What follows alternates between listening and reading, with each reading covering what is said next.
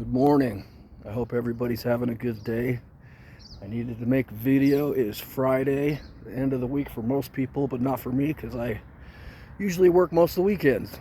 But anyways, I didn't really plan anything I want to talk about except for I want to talk about my transformation and what it's taken to get me to the point of where I am, because the truth is I'm in the best place I've ever been, mentally, physically, spiritually, financially, all of it. I'm actually better off than I've ever been in my entire life. And that's not saying much because my past was horrible. I've been to the very bottom of the bucket. I've talked about it many times in these videos. I've been to prison. I've been homeless. I've been a total junkie, 128 pounds, soaking wet with no veins because of all the holes and all the drugs I was pumping into my body 24/7 for years. I was a gangbanger. I was involved in a lot of violence. I've been in a lot of bad relationships. And the truth is, most people that have been through the kind of things that I've been through or are going through the kind of things that I went through don't make it out as sane as I have. And that's such a blessing that I am that sane. But anyways, I want to talk more about the change because that's what really matters. And I want to remind you that it's never too late to change. I'm going to be 48 in a couple months. I didn't change until my 40s. Well, actually, when I was 36, I finally planted the seed to make the decision to really try to get off drugs. My first daughter was born with my ex-wife, and she was reason enough for me to actually make that choice. But it took me a lot of struggling. It took me a lot of work. And one of the main reasons it took me so much work is because my decision was just to get clean. It was just to stay sober.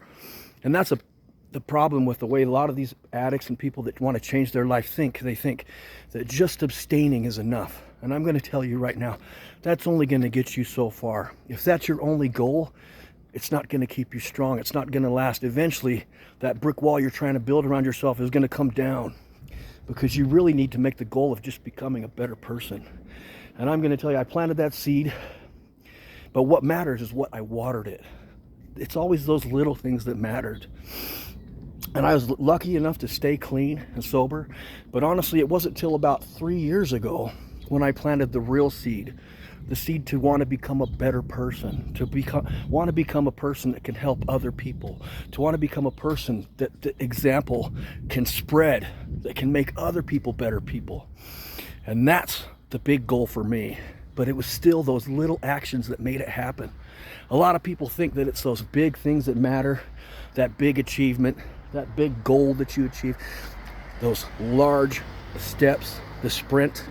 But I'm going to tell you right now, that is not what matters. It's those little things.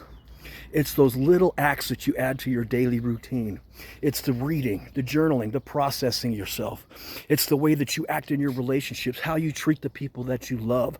It's those little steps that add up to make something great. And each and every day, you can always add little things.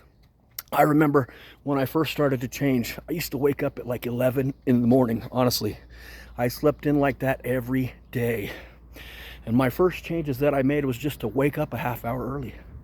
And then I waited a month and I woke up another half hour early. And I kept doing that month after month after month until finally I was waking up at 6. And then I added in little daily acts in those extra hours that I had, like reading, journaling, processing, writing out and repeating my mission statement about the person that I want to become. And these are all small things that I added little by little by little. And that's how you change you. That's how you change the world. Don't worry about the big things. Don't get overwhelmed because it will overwhelm you. You need to worry about those little things that you can control each and every day. Those little things add up.